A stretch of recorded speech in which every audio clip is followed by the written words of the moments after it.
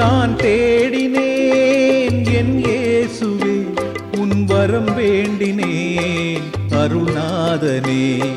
நான் தேடினேன் என் இயேசுவே, உன் வரம் வேண்டினேன் அருள்நாதனே. என் வாழ்வின் ஒளியாக நீயாக வேண்டும், என் வானில் கதிரே என் தேவனே. நான் தேடினேன் என் இயேசுவே, உன் வரம் வேண்டினேன் அருள்நாதனே.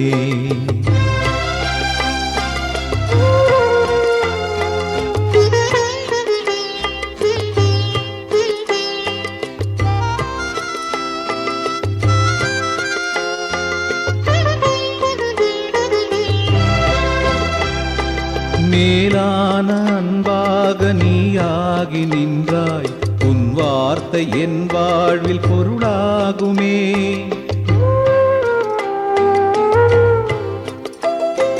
மேலான அன்பாக நீயாகி நின்றாய், உன் வார்த்தை என் வாழ்வில் பொருளாகுமே.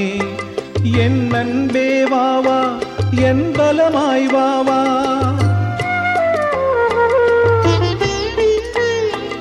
என் அன்பே வாவா, என் பலமாய் வாவா. என் வாழ்க்கை ஓடம் தடுமாறும் நேரம், கரை சேர்க்கும் சுடராக இறையே நீ வாவா. நான் தேடினேன் என் இயேசுவே, உன் வரம் வேண்டினேன் அருள்நாதனே. டிசம்பர் மாதம் 13ஆம் தேதி திருவருகை காலத்தின் 2ஆம் வாரம் சனிக்கிழமை. முதல் வாசகம். சீராக்கின் ஞான நூலிலிருந்து வாசகம். அதிகாரம் 48. இறை வார்த்தைகள் 1 முதல் 4 வரை மற்றும் 9 முதல் 11 முடிய. இறைவாக்கினர் எலியா நெருப்பு போல் எழுந்தார். தீவட்டி போல் அவருடைய சொல் பற்றி எரிந்தது. மக்கள் மீது பஞ்சம் வரச் செய்தார். தம் பற்றார்வத்தால் அவர்களை எண்ணிக்கையில் சிலராக்கினார். ஆண்டவருடைய சொல்லால் வானம் பொழிவதை நிறுத்தினார். மும்முறை நெருப்பு விழச் செய்தார். எலியாவே, உம்முடைய வியத்தகு செயல்களில் நீர் எத்துணை மாற்றிக்குரியவர். உமக்கு இணையாய் யார் பெருமை பாராட்டக்கூடும்? தீச்சூறாவளியில் நெருப்பு குதிரைகள் பூட்டிய தேரில் நீர் எடுத்து கொள்ளப்பட்டீர். ஆண்டவருடைய சினம் சீற்றமாய் மாறும் முன் அதை தணிப்பதற்கும், தந்தையின் உள்ளத்தை மகனை நோக்கி திருப்புவதற்கும், யாக்கோபின் குலங்களை மீண்டும் நிலைநிறுத்துவதற்கும் குறித்த காலங்களில் நீர் கடிந்து கொள்வீர் என்று எழுதப்பட்டுள்ளது. உம்மை கண்டவர்களும் உமது அன்பில் துயில் கொண்டவர்களும் பேறு பெற்றோர். நாமும் வாழ்வது உறுதி. ஆண்டவரின் அருள்வாக்கு. இறைவா, உமக்கு நன்றி. நற்செய்தி வாசகம். மத்தேயு எழுதிய தூய நற்செய்தியிலிருந்து வாசகம். அதிகாரம் 17. இறை வார்த்தைகள் 10 தொடங்கி 13 முடிய.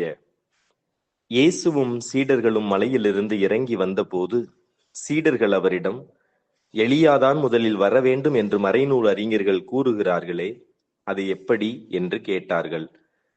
அவர் மறுமொழியாக, எலியா வந்து எல்லாவற்றையும் சீர்படுத்தப் போகிறார் என்று கூறுவது உண்மையே. ஆனால் நான் உங்களுக்கு சொல்கிறேன், எலியா ஏற்கனவே வந்துவிட்டார். அவரை மக்கள் கண்டுணரவில்லை. மாறாக தாங்கள் விரும்பியவாறெல்லாம் அவருக்கு செய்தார்கள். அவ்வாறே மானிட மகனையும் அவர்கள் துன்புறுத்துவார்கள் என்றார். திருமுழுக்கு யோவானை பற்றியே அவர் தங்களோடு பேசினார் என்பதை அப்பொழுது சீடர்கள் புரிந்து கொண்டார்கள். ஆண்டவரின் அருள் வாக்கு. கிறிஸ்துவே, உமக்கு புகழ். அன்புக்குரியவர்களே, பவுலோ கோயிலோ என்பவர் உலக புகழ்பெற்ற எழுத்தாளர். அவரது ரசவாதி தி ஆல்கமிஸ்ட் என்ற புத்தகம் லட்சக்கணக்கான பிரதிகள் விற்பனையாகி சாதனை படைத்தது. அவரது மற்றொரு புத்தகம் 5ஆம் மலை, த 5th மவுண்டன் என்பது. இறைவாக்கினர் எலியாவின் வாழ்வையும் அவரது இறைவாக்கு பணியையும் விவிலியத்தின் பின்னணியிலும் வரலாற்றின் பின்னணியிலும் வளமான கற்பனை வளத்தின் பின்னணியிலும் விவரிக்கின்ற புத்தகம் அது. இந்த புத்தகத்தில் எலியாவை ஓர் இளைஞராக சித்தரிக்கும் பவுலோ கொய்லோ எவ்வாறு அவர் கடவுளது அழைப்பிற்கு செவி கொடுத்து அந்த அழைப்பின் பொருட்டு பல்வேறு துன்பங்கள் வந்தால் கூட கடவுளது அழைப்பை செய்வதில் தீராத ஆர்வத்தோடு விளங்கினார் என்பதை சுவைபட விவரிக்கின்றார். பழைய ஏற்பாட்டில் தம் பெயரில் நூல் பெறாத இறைவாக்கினர்களில் குறிப்பிடத்தக்க இடம் பெற்றவர் எலியா இறைவாக்கினர். அவர்தம் இறைவாக்கு போதனைகள் தனி நூலாக எழுத்து வடிவம் பெறவில்லை என்றாலும் அவரது பணியை நாம் கொஞ்சமும் குறைத்து மதிப்பிட முடியாது. இஸ்ரேல் நாடெங்கும் நீக்கமற நிறைந்திருந்த பாகால் தெய்வ வழிபாட்டை சமரசமின்றி சாடியவர். அதை ஊக்கப்படுத்திய ஈசபேல் அரசிக்கு எதிரான நிலைப்பாட்டை துணிந்து எடுத்தவர். அநீதியாக செயல்பட்டது அரசனே என்றாலும் துளியும் பயப்படாமல் வெகுண்டு எழுந்தவர். யாவே கடவுளை தவிர வேறு யாருக்கும் பணி செய்யக்கூடாது, பணியவும் கூடாது என்பதுதான் எலியாவின் நிலைப்பாடாக இருந்தது. எலியாவின் இறைவாக்கு பணி பற்றி பேசுவதே முதல் வாசகம். பற்றி எரியும் சொல்லை இறைவாக்காக உரைத்தார், பஞ்சம் வரச் செய்தார், பற்று ஆர்வமிக்கவராக விளங்கினார், பல்வேறு விதமான புதுமைகளையும் அற்புதங்களையும் செய்தார். இவ்வாறு எலியா பலதரப்பட்ட பணிகளை செய்தாலும் அவரது பணியின் நோக்கம் ஒன்றே ஒன்றுதான், மக்களை இறைவன் பால் திருப்புவதே அந்த நோக்கம். பொருளாதார ஆசையாலும் பாவ நாட்டங்களாலும் பிற தெய்வ வழிபாட்டாலும் தவறான திசையில் பயணித்த மக்களை சரியான திசை நோக்கி திருப்ப முயற்சித்தார். மக்களின் மனதை இறைவனை நோக்கி திருப்புகின்ற அதே பணியை செய்தவர்தான் திருமுழுக்கு யோவான். இன்றைய நற்செய்தியில் திருமுழுக்கு யோவான் ஓர் அடையாளமாக சுட்டிக்காட்டப்படுகின்றார். அதாவது இறைமகன் இயேசுவின் வருகையை மக்கள் கண்டுகொள்ள அவர்களை தயாரித்தவர்தான் திருமுழுக்கு யோவான். எனவே கிறிஸ்துவை சந்திக்க நம்மை நாமே தயாரிக்க வேண்டும் என்ற உண்மையை சுட்டிக்காட்டும் அடையாளமே திருமுழுக்கு யோவான். வேறு வகையில் சொல்லப்போனால் தகுந்த தயாரிப்பு இன்றி இயேசுவை நம்மால் கண்டுகொள்ள இயலாது. இத்தகைய தயாரிப்பிற்காக கொடுக்கப்பட்டிருப்பது தானே திருவருகை காலம். நத்தை ஒன்று மெதுவாக ஒரு மரத்தில் ஏறிக்கொண்டிருந்தது. அதை பார்த்த ஒரு குருவி, ஏய் முட்டாள் நத்தையே, உன் நேரத்தை ஏன் வீணடித்துக் கொண்டிருக்கிறாய்? மரத்தில்தான் பழம் எதுவும் இல்லையே, நீ ஏறி வந்து வெறும் கையாகத்தான் திரும்பப் போகிறாய் என்றது. அதற்கு நத்தை, மரத்தில் பழம் இப்பொழுது இல்லை என்கிற உண்மை எனக்கும் தெரியும். இருப்பினும் நான் மெதுவாக நகர்ந்து மர உச்சியை அடைகின்ற வேளையில் அங்கு நிச்சயமாக பழம் இருக்கும் என்கிற உண்மையும் எனக்கு தெரியும் என்று பதில் தந்ததாம். எதிர்காலத்திற்காக நிகழ்காலத்தில் தங்களை சரியான முறையில் தயாரித்துக் கொள்பவர்கள்தான் ஞானிகள் எனப்படுபவர்கள்.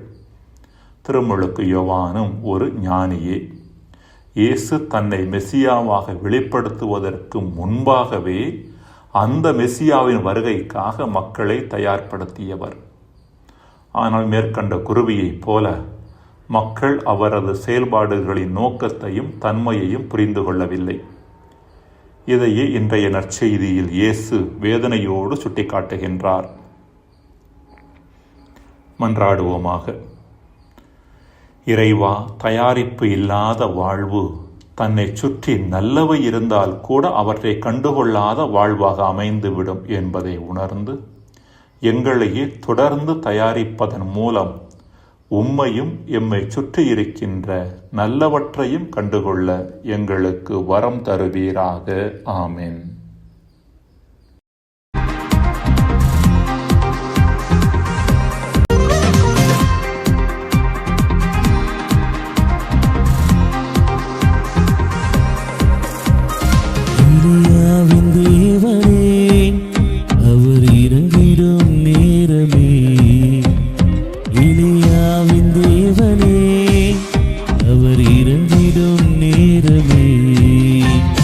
அசைவாடும்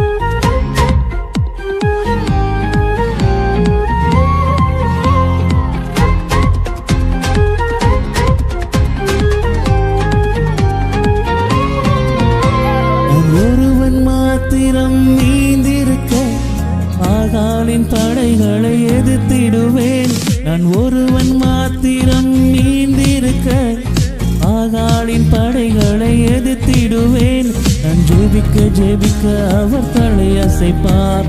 ஜெபிக்க ஜெபிக்க அவர் தலை அசைப்பார். நெருப்பாய் இறங்கிடுவார் என் தெய்வம், நெருப்பாய் இறங்கிடுவார். ஆவியே ஆவியே ஆவியே ஆவியே அசைவாடும் அனலாக்கும் எங்கள் அக்கினி ஜுவாலையே. அசைவாடும் அனலாக்கும் எங்கள் அக்கினி ஜுவாலையே.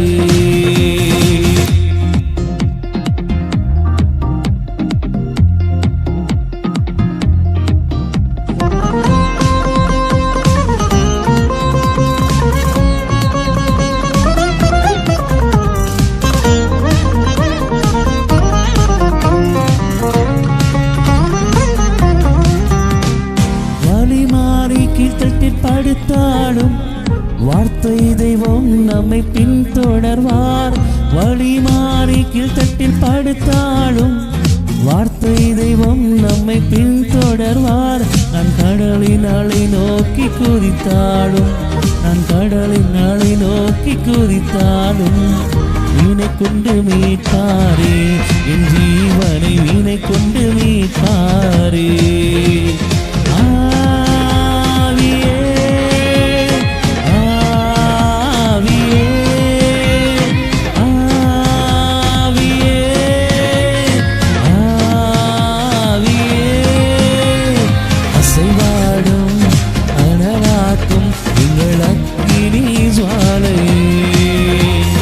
அசைவாடும் அனலாக்கும் எங்கள் அக்கினி ஜுவாலையே.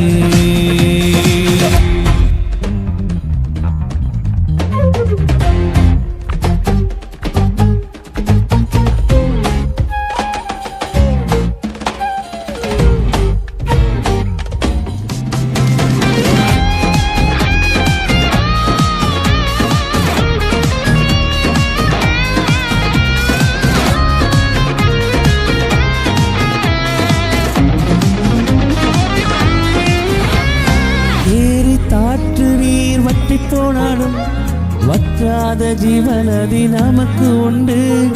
ஏறி காற்று நீர் வற்றி போனாலும் வற்றாத ஜீவனதி நமக்கு உண்டு. பின்னிட்டு பாராமல் முன்னடப்பேன், பின்னிட்டு பாராமல் முன்னடப்பேன். அழைத்தவர் கரம் நடத்தும், நம்மை அழைத்தவர் கரம் நடத்தும்.